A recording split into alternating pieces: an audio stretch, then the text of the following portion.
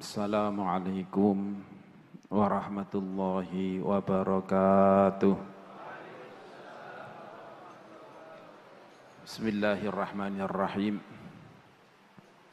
Alhamdulillah alladzi an'ama alaina ni'matal iman wal islam wa an'ama alaina ni'aman katsirah hatta la nastati'a wa la naqdira an na'uddaha fadlan an nu'addiya syukraha. Fanahmaduhu subhanahu wa ta'ala wa nasta'inuhu wa nastahdihi wa nastaghfiruh wa na'udzu billahi min syururi anfusina wa min sayyiati a'malina. May yahdihillahu fala mudilla lahu wa may yudlil fala hadiyalah. Asyhadu an la ilaha illallah wahdahu la syarikalah wa asyhadu anna sayyidana wa habibana wa qurrata a'yunina Muhammadan abduhu wa rasuluh. Allahumma salli ala sayyidina wa maulana Muhammad wa ala alihi wa sahbihi wa sallim tasliman katsira. Amma ba'd. Hadaratil muhtaramin, para kiai, para habaib, para asatidzah al-qurama, para santri, para sepuh bini sepuh, para sedaya ingkang hadir, nyai lan sedaya ingkang hadir wonten panggenan ingkang mulya menika. Wabil khusus paman kaula Kyai Sati Jauhari ingkang kaula mulyakaken, wabil khusus sahibul bait Ustadzi Syekh Salahuddin Munsif ingkang kaula mulyakaken. Beliau Kyai Solah menika kakak kelas kula teng Sarang. Sareng kalih kakak kula Abdul Ghafur. Atus kacek kalih tahun, 2 kelas. Teng Mekah beliau masuke dhisik kula. Teng Sayyid Muhammad. Karena beliau di luar dulu. Datang ke Mekah setahun sebelum saya, tapi masuk ke Rusaifah dhisik kaula mungkin kacek beberapa bulan. Tapi beliau tidak lama langsung karena kealiman beliau sehingga beliau langsung diangkat di kelas yang tertinggi. Bahkan beliau terus yang ingkang ngoreksi ingkang nasah kitab-kitab Abu Yazid Muhammad Alawi Al-Maliki. Sedaya ingkang dimulyakaken dening Allah Subhanahu wa taala. Kula niki nyuwun ngapunten kalih balik kawula lek Sati kalih zat kula Kyai Salah. Kula niki teng inggil jane mboten pantas beliau teng isor.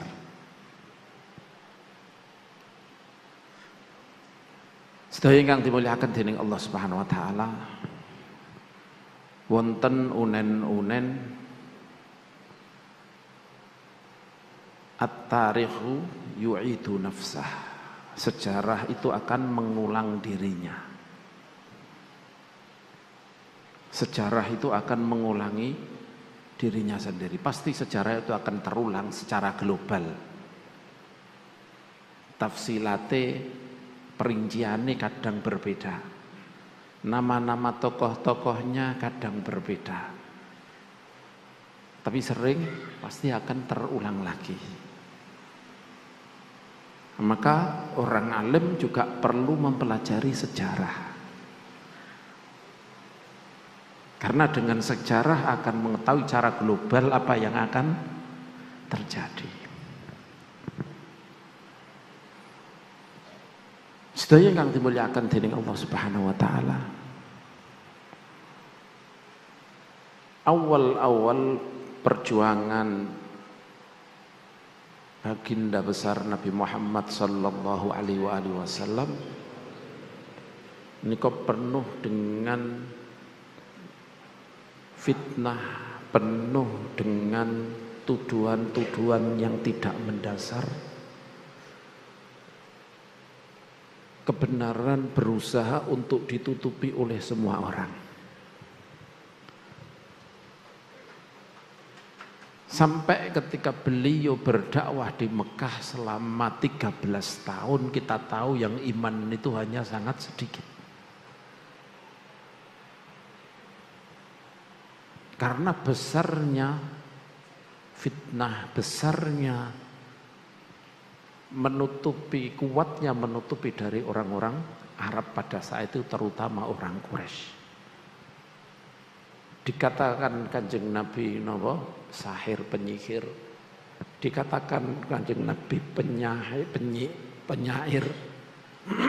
Dikatakan Kanjeng Nabi ini kepokahin, orang suruh bade. Dikatakan Kanjeng Nabi niku wong sing dibantah oleh Allah dengan Oma anta bi ni'mati rabbika bi majnun. Dikatakan Kanjeng Nabi niku keneng. Wong jeneng ketok perkara sing gedhe cerita, ketok perkara sing gedhe nutupi langit. Wong Mekah urung pernah ngerti ana nabi. Terlalu jauh dengan nabi. Akhirnya dikatakan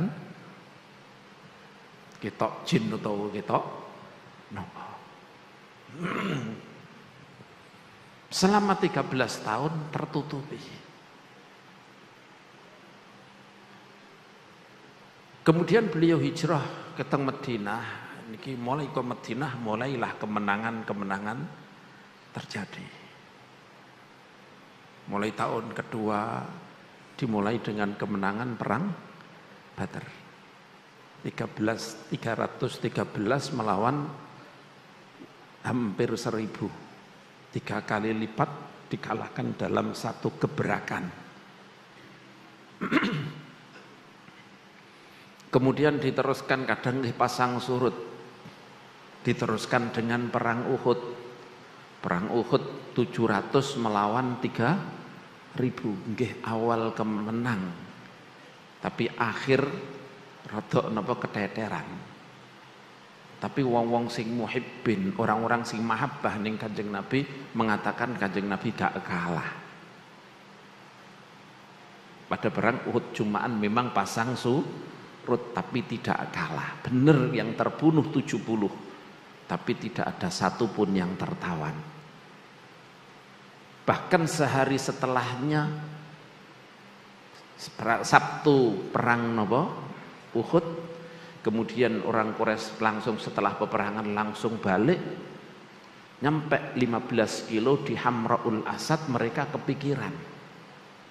Di jenenge tempat napa Hamraul Asad, sekitar 15 kilo dari Madinah pada saat itu. Ini kalau ditarik lurus mungkin 20 kilo kalau muter-muter rodoan. Baru 20 kilo kemudian mereka menganggap kita itu tujuannya nyerang Madinah itu untuk menghancurkan Islam, untuk membunuh Nabi Muhammad supaya sudah tidak ada musuh lagi. Kenapa kita biarkan? Kita tidak membawa tawanan, kita tidak mendapatkan apa-apa, hanya membunuh tok. Minggu ini Badar mereka tertawan 70 orang, terbunuh 70 orang. Tapi tenggene perang Uhud namung 7 dosa.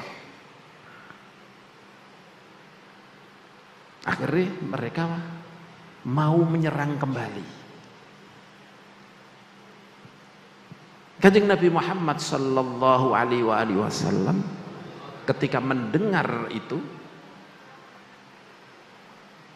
langsung beliau memerintahkan semua orang yang kemarin pada hari Sabtu berperang melawan wong Quraisy sekarang berangkat kabeh. Masih luka-luka lah, ayo berangkat kabeh. Kanjeng Nabi juga terluka-luka. Jak berangkat. Yang kemarin gak ikut perang Uhud, apalagi yang belet, ada 300 orang yang membelet. Gak sido melok perang. Balik mulai. Itu Abdullah bin Ubay bin Salul sakbarane. Yang kemarin gak ikut perang, entah itu yang kemarin balik mulai atau yang lain, gak usah melok, gak ono sing oleh melok. 700 orang dikurangi 70 karek 630 itu yang terluka juga banyak. Berangkat semuanya. Ketika orang Quraisy dengar bahwa Kanjeng Nabi bersama dengan pasukannya berangkat malah mereka ketakutan sendiri. Akhirnya terus sudah cukup, kita sudah perang-merang, sudah menang. Akhirnya mereka ketakutan, akhirnya pulang. Lain dengan perang Badar. Kalau perang Badar Kanjeng Nabi menunggu di tempat itu 3 hari 3 malam, ayo nek wali maju maneh. Ternyata nggak ada yang kembali, bahkan orang-orang yang terbunuh gak ono sing ngurus sampai dilebokno ning gone sumur. Oh gak ono sing ngurus. Niki tahun kedua. Tahun keempat atau kelima? Tahun kelima. Ini perang Uhud ini tahun ketiga. Tahun kedua ini perang Badar. Tahun ketiga perang Uhud. Tahun kelima terjadilah orang-orang Yahudi yang diusir dari Madinah. Niki manas-manasi orang-orang Arab. Panas-panasi kabeh. Sampai mereka bersekutu jumlahnya 10.000 nyerang Madinah. Terjadilah perang Khandaq tahun pinten kelima.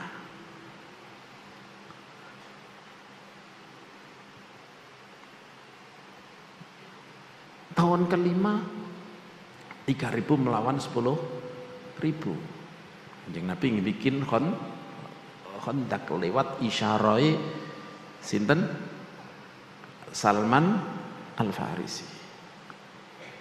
Ini bikin Khandaq. Khandaq niku daerah lor mawon. Ke arah Uhud sebelah rodok ngiri sidik ke arah Uhud. Karena semuanya ke Madinah niku dikelilingi tanah yang tidak mungkin diserang. Dari sebelah barat tidak mungkin diserang, sebelah timur tidak mungkin diserang, apalagi sebelah selatan tidak mungkin diserang. Yang mungkin diserang lagi sebelah utara, sehingga sebelah utara dibikin Khandaq. Berhari-hari mereka nggak iso masuk, padahal ngeragati wong 10.000. Cara wong Arab niku unta siji niku namung cukup kanggo wong 100. Nek wong Jawa napa ayam setunggal kangge selamatan sak kampung digawe soto. Nggih napa mboten? Disiwir cilik-cilik. Nek wong Arab niku unta siji kanggo wong 100. Nek 10.000 100 unta tiap hari nyembelih 100 unta kok gak bangkrut tapi.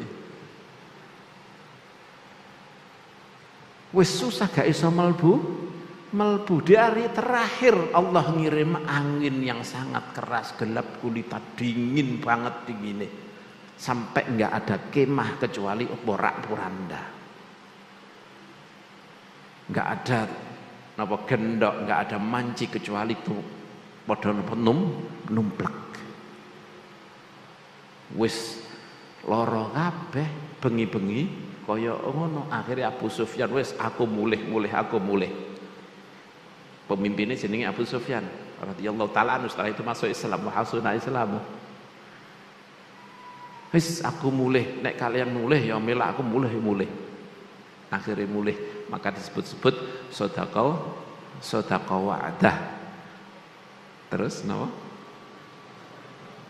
Sedekah wa'dah wa nasara 'abdah wa hazamal ahzaba wahdah. Allah mewujudkan janjinya. Wa nasara abdah, Allah menolong hambanya, ini Kanjeng Nabi. wa hazamal ahzaba wahdah, dan Allah dengan sendirinya, enggak usah bantuan muslimin, enggak usah siapa-siapa, mengalahkan mereka, bikin mereka mundur teratur sendirian, wahdah, sendiri saja. Ini peringatan perang Ahzab. Kadang wong moco tapi gak ngerti karepe.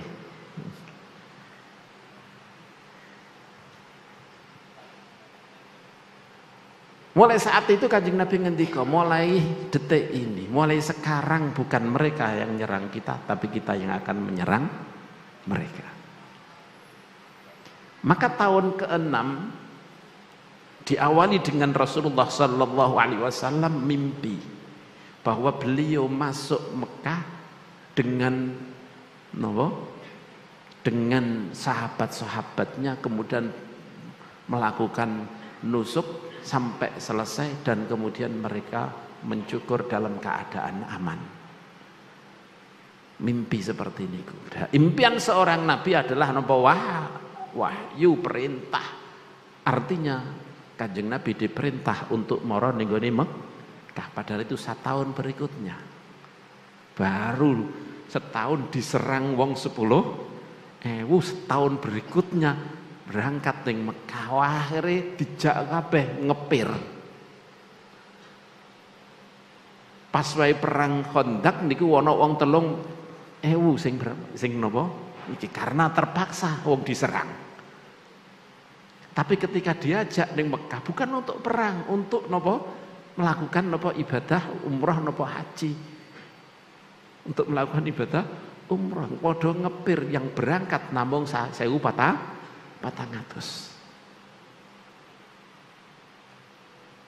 Yang berangkat mau minta 1.400, banyak yang ngepir. Rada wedi. 1.400 berangkat ke sana dengan tekad untuk melakukan umrah, karena ini adalah perintah Allah Subhanahu wa taala. Maka kemudian beliau berangkat, dan berangkatnya mboten lewat jalan biasa. Kalau lewat jalan biasa mesti lewat Tanim. Nah, jenengan saking Madinah menuju Mekah lewati Tanim. Tapi beliau tidak lewat situ, tapi ke arah Jeddah, ke arah napa Hudaybiyah, ke arah barat. Baru masuk sedikit, untone Kanjeng Nabi Muhammad sallallahu alaihi wasallam niki ndeprok. Untone napa? Ndeprok. Oh, gak gelem dikon mlaku. Sampai sahabat-sahabat padha matur Kanjeng Nabi niki untone jenengan niki bedal niki, ngambek nih. Mboten purun berangkat. Kanjeng Nabi ngendika bukan sifat unta qaswa niki seperti ini, tapi habasahu ma habasahul fil. Tapi ditahan oleh sesuatu yang menahan gajah ketika mau nyerang Ka'bah. Berarti Allah masih memuliakan tanah haram. Mesti menangi Kanjeng Nabi, tidak memang maju. Tapi ditahan oleh Allah Subhanahu wa taala, gak oleh napa berangkat. Lho, Kanjeng Nabi lak gak nglakoni perintah. Oh, Nabi Ibrahim ya kon nyembelih kok. Nyembelih Nabi Ismail. Tapi kemudian gak sida nyembelih. Diganti karo Gusti Allah Subhanahu wa taala. Niki Kanjeng Nabi wis tekan kono.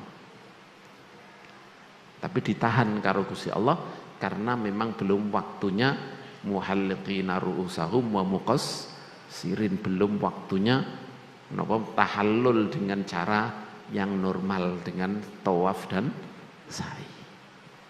Sehingga kemudian beliau kembali lagi keluar dari tanah haram, kemudian di situ terjadi perjanjian, yaitu terkenal dengan perjanjian Hudaybiyah. Yang makruf santri-santri mesti pada ngerti perjanjian Hudaybiyah niku perjanjian yang berat.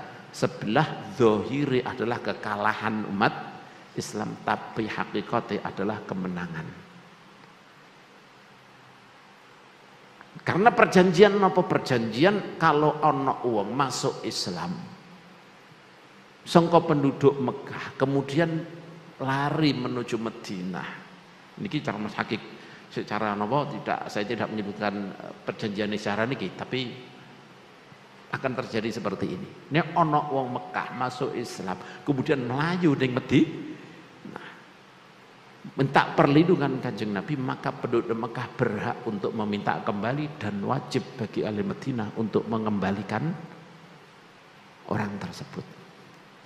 Sebaliknya kalau ada orang Madinah yang melarikan diri menuju Mekah minta perlindungan kepada penduduk Mekah, orang Madinah tidak berhak meminta kembali. Jadi kalau jenenge kalah napa menang. Al muslimu la yuslimu musliman, wong Islam itu gak oleh nyerahno wong Islam liya. Gak nyerahno wong kafir gak oleh.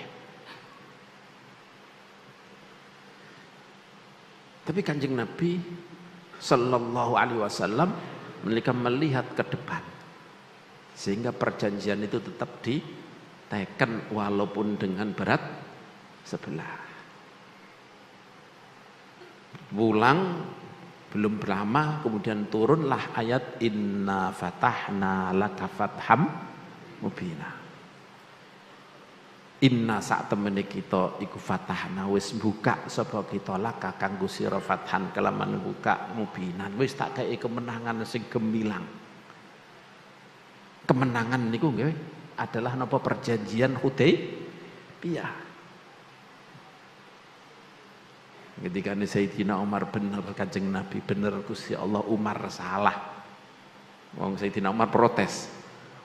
Mosok kita niki wong muslim, nek mati kita mlebu swarga, mereka nek mati mlebu neraka, kenapa kok mboten nyerang mawon? Malah diremehno kados ngeten iki. Mulai Islam ndak bisa ditutup-tutupi lagi kebenarannya. Itu mulai dari perjanjian Hudaybiyah. Maka kalau dulu masuk itu orang masuk Islam hanya 1, 2, setelah perjanjian Hudaybiyah niki banyak yang masuk Islam. Bahkan Raja Rom, Raja Romawi,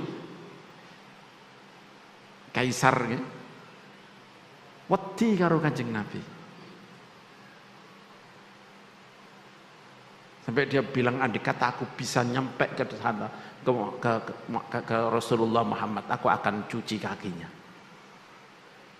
Wallahi dia akan menguasai tanah yang sekarang aku pinjak.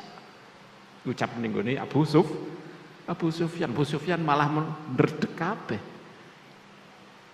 Raja adidaya pada saat itu sudah takut dengan Kanjeng Nabi. Lah wong Quraisy lak wong pasukan paling pol yo 4.000 ngirim Khandaq niku dia hanya bisa mengirim 4.000, yang 6.000 itu dari orang-orang Quraisy. Sedangkan pasukannya wong Rom niku atusan ewu. Pernah terjadi perang Mu'tah. Perang Mu'tah niku wong Islam namun 3.000, mereka ratusan ribu.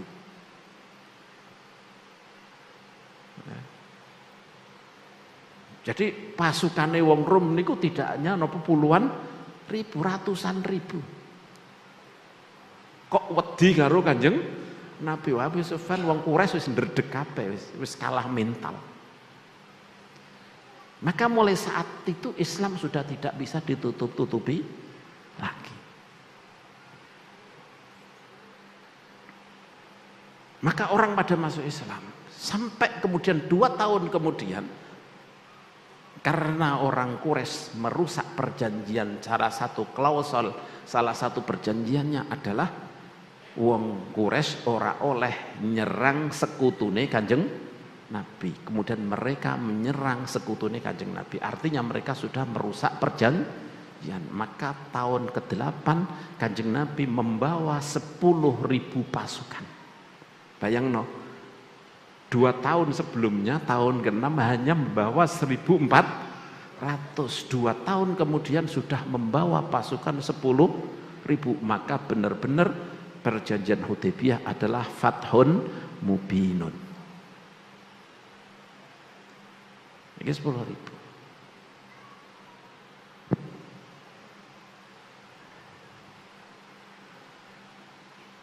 Nah kita niki at-tarikhu yu'idu nafsahu. 10 tahun, 20 tahun yang lalu. Kabar niku mungkin yang menangi 30 tahun yang lalu kados kula ngeten iki. Kita niku sak kiai-kiai ini nek ngrungokno berita niku ngrungokno berita saka Inggris BBC. Nggih. Radio SW. Dhisik ana radio SW. Siaran kok napa Inggris krungu kok kene dirungokno radio SW. Sing ngabarno wong Inggris niku sekutune wong Israel, wong Kristen. Yo akhirnya nek beritakno bener beritane wong kumpul sakmene kae dadi elek kabeh bareng ngono ana chat sing elek sing chat ning gone kene elek sing ngumpul wong sakmene kae gak diberitakno sing dikabarno napa chat sing elek ning gone kene mungkin ana sing lupas atau ana sing dikabarno niku bener kabar iku tapi yang lain-lain tutupi niki yang terjadi sampai 20 tahun yang lalu masih kita niki masih kabar berita isek ditutup-tutupi kabeh kaya kebenaran dari mereka.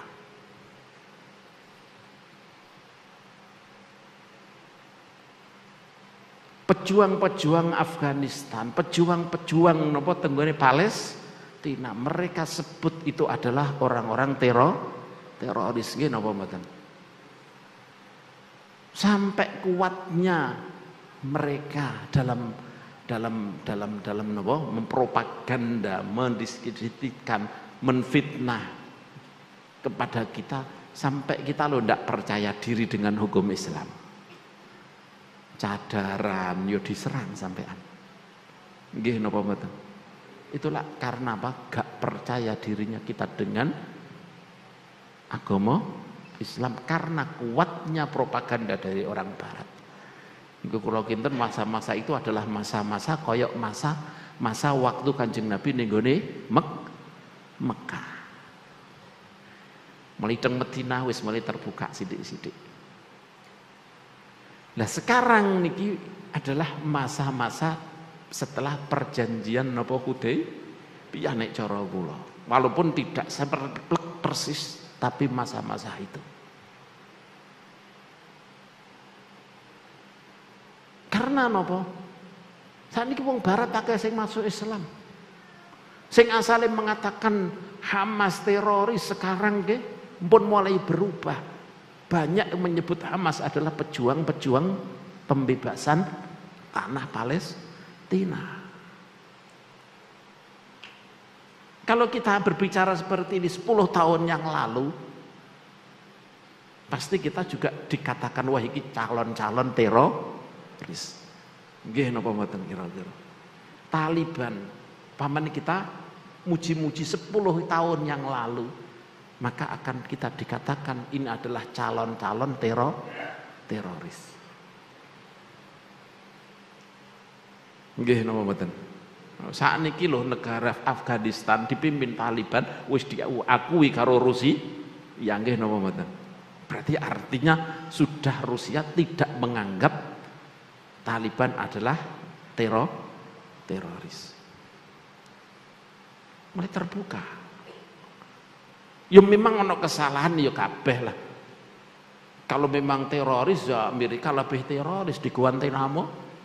Guantanamo berapa orang yang tidak bersalah disiksani.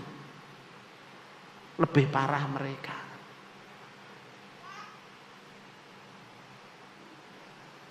Jadi inilah masa-masa napa? Masa-masa Islam ora iso ditutupi maneh ning gone seluruh dunia. Wis gak iso ditutup lagi bahwa yang dibawa Kanjeng Nabi enggak mungkin itu bikinan Kanjeng Nabi Muhammad sallallahu alaihi wasallam. Jenengan nek numpak pesawat, pernah sepo numpak pesawat? Niki santri-santri durung pernah niki kira-kira. Numpak pesawat. Nek pesawat niku nek sadurung meh terbang dereng terbang dikandani. Kok nek ana napa alat kok muncul kon dhuwur ceblok ngene engko kon nempelno ning napa ning gone mulut untuk bernafas. Wis ape numpak pesawat wis ndredeg kabeh, wis diweden-wedeni engko ape ana napa kaya ape ana kecelakaan sampai gak iso nafas, apa ape ana musibah gak iso nafas sampai perlu nafas buatan, perlu napa dikai oksigen. Oh, tambahan redeg. Nggih ngoten. Nah, apa meneh sing nabi numpak pesawat pisan pindho tambahan redeg, kabeh numpak pesawat ae wis wedi. Lah niku sebab menapa? Sebab suatu saat pesawat itu harus suatu saat ketika ono sesuatu pesawat itu harus naik tinggi. Gak bisa berjalan dengan normal hanya 10.000 napa 10 kilo kedah naik tinggi. Ketika naik tinggi, semakin tinggi maka oksigen semakin menipis. Niki mau ngerti lagi-lagian. Wong dhisik yo gak ana paling dhuwur yo munggah ning gone Gunung Bromo ning gone Pujon paling dhuwur sakmono. Nah, oksigen isih akeh banget. Dadi yo gak kerasa.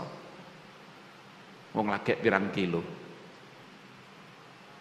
Niku harus naik tinggi 10.000 di atas napa 10 kilo. Sangat tinggi. Saat itulah napa oksigen napa mengurang. Maka harus napa diturunkan oksigen napa tempat napa saluran oksigen kayak rumah sakit ngoten niku supaya untuk napa iso bernafas dengan normal. Niku ilmu lagi anjisik mosok ngerti yo gak ngerti carane terbang piye. Ternyata niku wonten disinggung sampun disinggung wonten napa Al-Qur'an. Famay yuridillahu ayyahdiyahu lil Islam yashrah sadrahu, nggih. Ayat iki apa tak supaya kula. Famay yuridillahu ayyahdiyahu yashrah sadrahu lil Islam. Tapi wa may yurid ayyudillahu yaj'al sadrahu dayyqan ka'annama yas'adu fis sama. Wong nek kepengin, nek Allah mengendaki untuk diberi hidayah, maka dodone dijembarno ning kanggo Islam. Tapi wong sing di sesatno dikehendaki oleh tersesat oleh Allah Subhanahu wa taala, maka didadekno dodone niku sempit, rupek, sumpek, koyok-koyok munggah morola. Pernah mboten sapa sing pernah kena corona wingi? Nah, kula peken kenging corona kula. Parah. Sampai gak iso nafas. Cumaan bukan kok corona oksigene sing gak ana, tapi napa alat untuk menghirup oksigen teng dada niki tertutup sehingga gak iso napa bernafas. Kangelan nafas. Cuma nek munggah oksigene sing mboten wonten. Ka'annama yas'adu fis sama koyok-koyok wong munggah ning langit. Bisa dibayangno jenengan pas ana wong sing mbok anggap musuh untuk kenikmatan. Sesek napa mboten dodone? Sesek napa mboten? Wah, sesek kabeh dodone niku. Kangelan menghirup napa oksigen. Ngeten niki kok dingendikakno di ngomong niki bikinane Kanjeng Nabi urip deh sok rok wong ora iso maca, hidup di tengah-tengah orang yang paling pol niku namung iso maca, ora pernah melakukan penelitian. Lah kok iso ngendika kaya ngene? Gak Islam gak iso ditutupi. Kuwape nulis internet masuk teng pundi. Sudah tidak bisa ditutupi lagi. Halal yang ayat-ayat yang seperti ini, hadis-hadis yang seperti ini sangat banyak.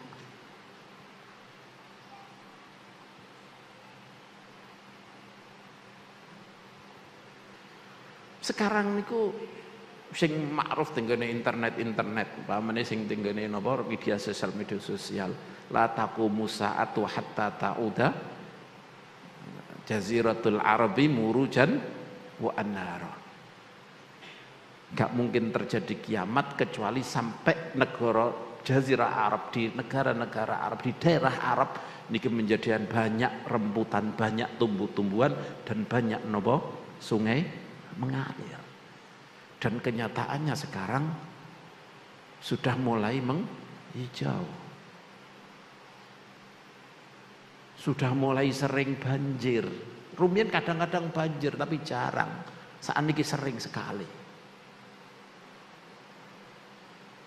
Dan sebelumnya memang penelitian-penelitian orang barat sudah meneliti bahwa memang terjadi perubahan iklim di negara negara Arab semakin banyak curah hujan.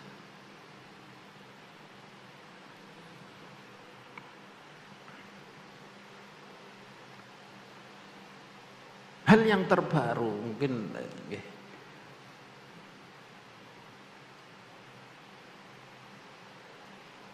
kula niku rumiyin niku mulai dari kecil seneng maca bangsane napa ilmu bumi, ilmu wis pokoke ilmu ngoten-ngoten niku, geografi dan seterusnya. Mulai kecil seneng, mulai cilik bahkan sampai sekarang dikatakan bahwa matahari niku namung berputar-putar mawon nggih. Matahari niku namung berputar-putar dikelilingi oleh planetnya nggih napa mboten. Sing sekolah-sekolah niki nggak tahu niki napa niru Gus Solah kabeh wis gak ngerti ilmu ngeten niki. Dadi gak pernah ngeten niki. Nah, dadi gak pernah sekolah SD, gak pernah sekolah niki. Nah, kula mboten sami sakjane, kula mboten nate sekolah SD. Cuman abah kula mulai Mbah Ber niku seneng dengan ilmu-ilmu sekarang. Sehingga kita mulai cilik dilangganono koran. Kula mulai cilik ana langganan koran nang griya.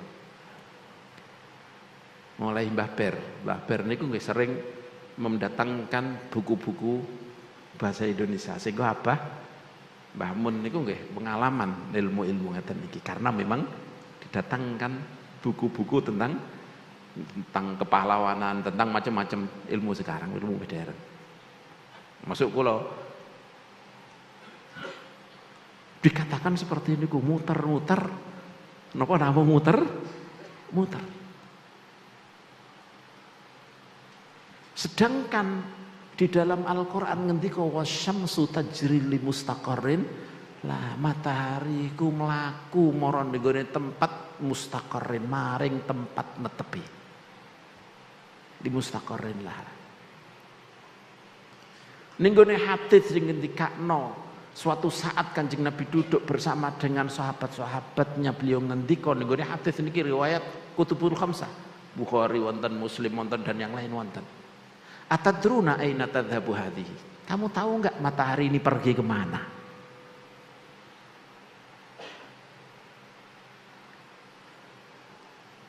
Kula sing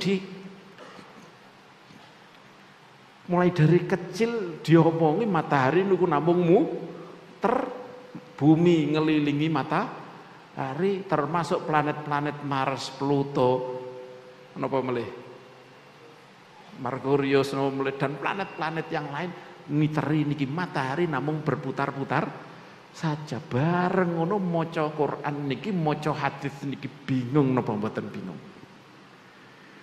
Tapi alhamdulillah iman sudah ditanamkan kuat di hati saya. Mungkin kalau jenengan sadurunge napa ngaji teng mriki mungkin iki sing tak elok India. Tapi alhamdulillah saya membaca hadis niki, memahami niki mumpun kelas kalih aliyah. Sehingga kemudian saya berkata, enggak mungkin Kanjeng Nabi keliru. Kalau memang pemahaman saya benar, pasti hadis inilah yang benar. Bukan yang diomongkan semua orang barat walaupun itu ilmuwan semuanya.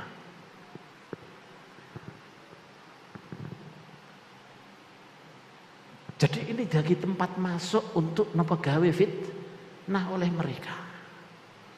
Maka kemudian sampai muncul tokoh-tokoh yang mengatakan apa dirinya ulama atau yang diulamakan karena untuk membantah ini, kemudian mengatakan wasyamsu tajri li mustaqarrin laha, itu bukan kok maknanya matahari menuju ke tempat mustaqarrin laha, tapi maknanya adalah fi mustaqarrin laha, lame bimakna fi. Matahari niku berjalan di tempat menetapnya, hanya melakukan putar-putar, tidak nopo melaku. Padahal itu bertentangan dengan hadis yang sahih, yang muttafaq, bukan hanya Bukhari dan Muslim, semuanya sepakat hadis ini adalah hadis yang sahih sampai diriwayatkan oleh semuanya. Tapi krono iki nek tak beno kok iki repot iki akhirnya ngomong ngono. Ternyata ilmu sekarang membuktikan bahwa matahari ini ternyata berjalan walaupun tidak seperti bayangan kita matahari bermutari bumi, tapi matahari nopo berjalan yang disebut nenggone nopo galaksi Bima Sakti. Niki saya semakin membuktikan Islam lah yang benar, Kanjeng Nabi lah yang benar. Upamane kula masih kelas loro kelas 3 enggak marani cerita niki mangke iso ndadekno wong kafir iki kula murtad maneh niki, tapi sakniki men wonten jawabane jenengan tingali ojo kurikulum saiki dereng dirubah. Kurikulum ning sekolah-sekolah belum dirubah, tapi napa penemuan yang terbaru niki mengatakan matahari niki napa berjalan. Jadi Islam sudah tidak mungkin lagi diserang kemana-mana. Saya suwe niki nggih.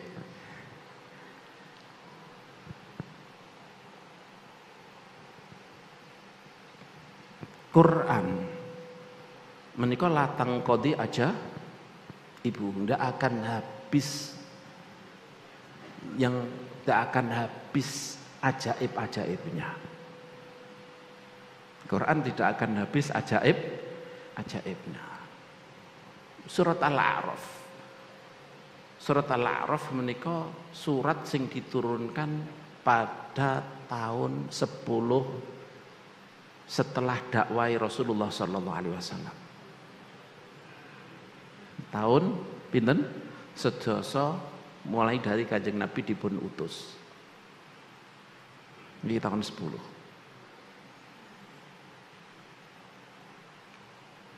Teng mriku disebutkan sifat khususnya Kanjeng Nabi.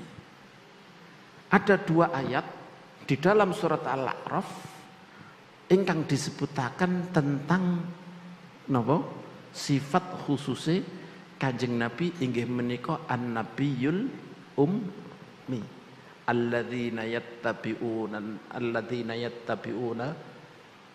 yattabi'una rasulan nabiyyal ummi alladzi yajidunahu maktuban indahum fit taurati wal Injil.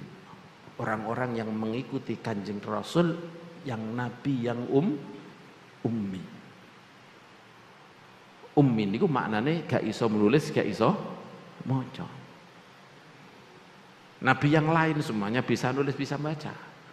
Kalau Kanjeng Nabi memang dikersakno dening Allah gak iso menulis, gak iso maca, supaya orang tidak ada yang menyangka bahwa Quran itu adalah saduran, itu adalah nopo cuplikan, itu adalah jiplaan dari kitab-kitab terdahulu. Sifat khususnya Kanjeng Nabi. Ternyata Nabi Ummi di surat A'raf ini disebutakan di dalam 2 ayat, yaitu 157 wau sing tak wocok dan 158. Mungkin jenengan tingali. 157 158. Ternyata diteliti huruf mim ingkang wonten 2 ayat niki jenengan teliti piyambak-piyambak mangke teng griya huruf mim niku wonten 28 mim. Wonten pinten? 28 mim. Termasuk an-nabiyil ummi. Tapi ummi tasydid, walaupun ditasydid tapi tulisannya setunggal dihitung siji. Maktuban niki termasuk maktub alladzi yajidunahu maktuban mim siji, ummi mim siji.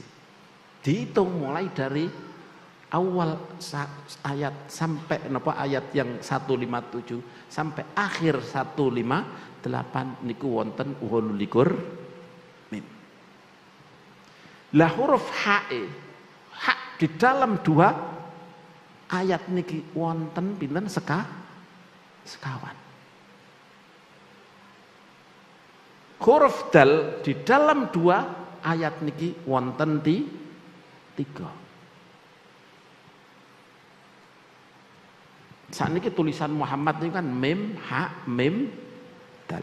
Mime 28, hae pinten sekawan, mim malih 28, dale 3. Jumlahno 28 ditambah 4 pinten 32 tambah mim 28 pinten swidak, dal 3 swidak 3. Saya setuju dengan mangke tingali tenggene Al-Qur'an. Saya setuju. Gampang kok ngitungnya gampang. Gak iso wong siji ya wong loro kok ngitung kowe sing 157 aku tak ngitung 158. Bahkan kalau kita menghitung dengan hitungan yang benar, dengan cara khusus, mboten cara nahwu. Nah, ini diajari ngitung ngajar nahwu. Acara khusus, ngitung khusus, ya jidunahu niku dianggap 1 kalimat karena 1 rangkaian. Ketika 1 rangkaian disebut napa kalimat 1. Waw huruf ataf niki dirangkaikan dengan setelahnya. Ternyata ketika dihitung mulai dari ummi ke ummi, jadi ummi yang ada di ayat napa 157 sampai ke ummi ke 158 kula hitung niki jumlah adalah swidak 3 kalimat.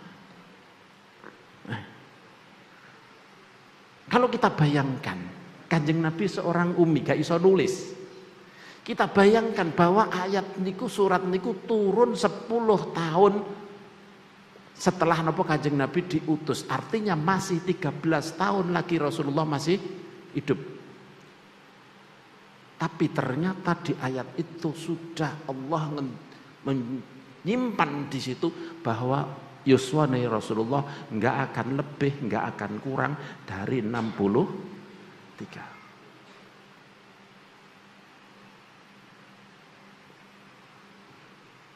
Napa mungkin ngoten niku nek selain Gusti Allah? Gak mungkin siji yang membikin ini ayat ini pasti adalah orang yang sudah kata-kata itu sudah hanya digawe dolanan.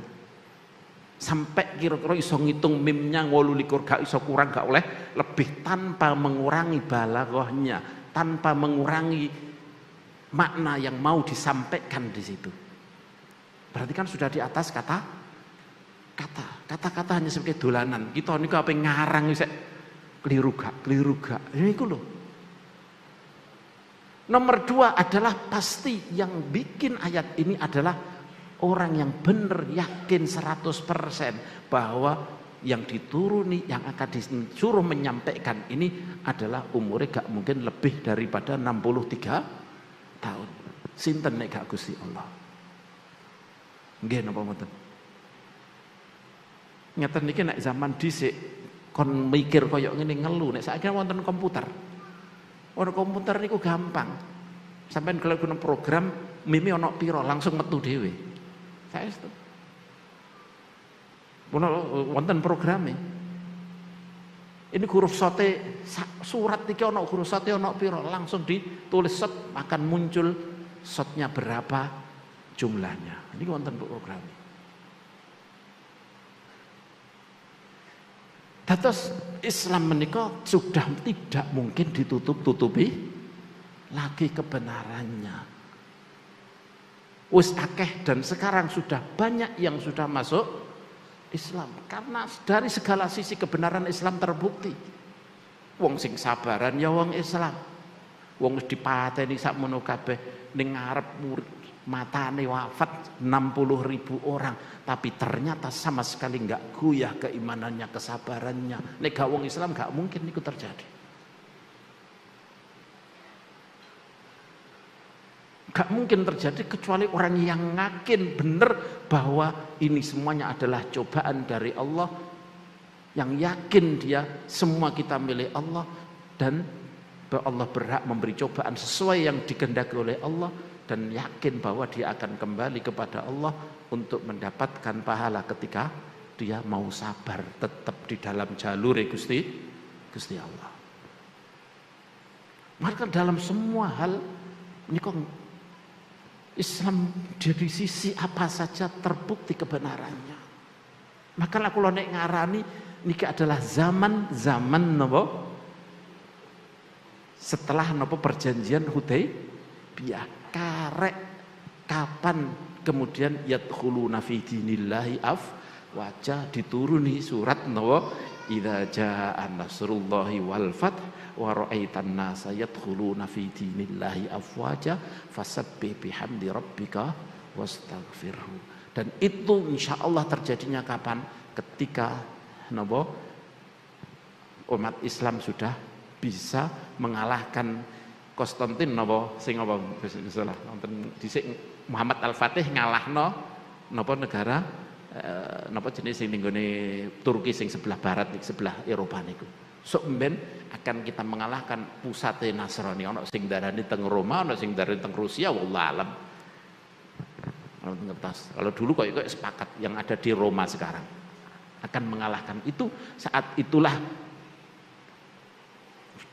mulai napa dan dikalahkan Dajjal lah yang kemudian yadkhuluna fi dinillahi afwaja. Kalau dulu itu sebagai tanda bahwa Kanjeng Nabi mau wafat, kalau itu terjadi yadkhuluna fi dinillahi afwaja, saatnya kiamat. Wong-wong Islam kabeh kokon ngakehno subhanakallahumma wa bihamdika astaghfirullah. Subhanallah wa bihamdihi subhanallah bihamdi subhanallahil azim astagfirullah, subhanallah bihamdihi subhanallahil azim astagfirullah. Kon ngakeh-ngakehno bacaan itu. Wis gak ono perang, wis karek kiamate, karek ngentingene angin yang alyanu minal harir, gak mengenai seorang mukmin kecuali pasti akan membunuh mereka. Kan dipundhut oleh Allah Subhanahu wa taala. Sehingga yang tersisa adalah orang-orang yang buruk semuanya. Sedaya ingkang dimulyakaken dening Allah Subhanahu wa taala. Di saat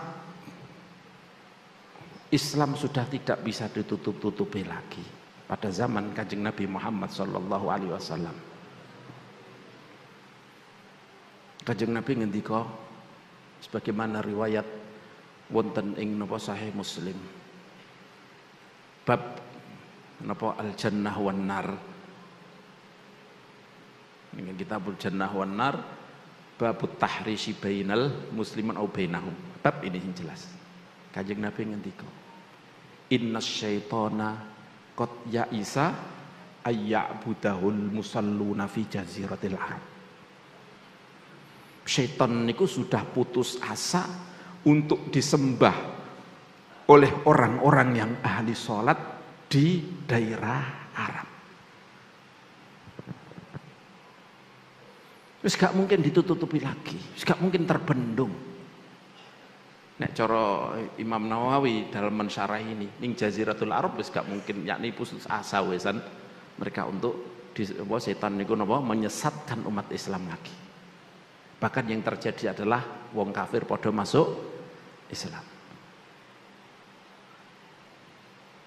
Ana sing iskal lha iku terjadi peperangan Musailimah Al-Kadzab. Itu hanya sebentar pertama. Nomor dua, bahwa itu syaitan putus asa. Wis gak mungkin, wis ndelok Wis gak mungkin. Umpamane iso pun sebentar wis ilang meneh. Padha masuk Islam, mana gak mungkin nyembah liyane.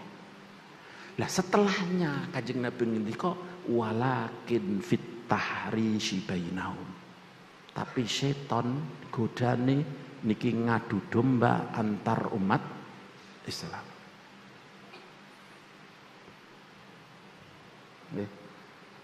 Bukan lagi nyesatno, kristenisasi saat ini berkurang banget.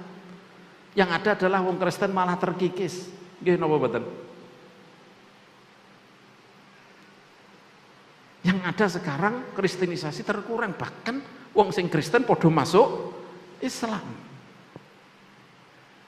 Tapi godane setan fokusnya walakin fit tahrishi bainahum, tapi ing dalem ngadu domba antar umat Islam. Dan ini yang terjadi. Kalau zaman dahulu wonten kufule, wonten pintune. Ketika Kanjeng Nabi, selama orang ini hidup, tidak mungkin ono fitnah yang masuk ke umat Islam.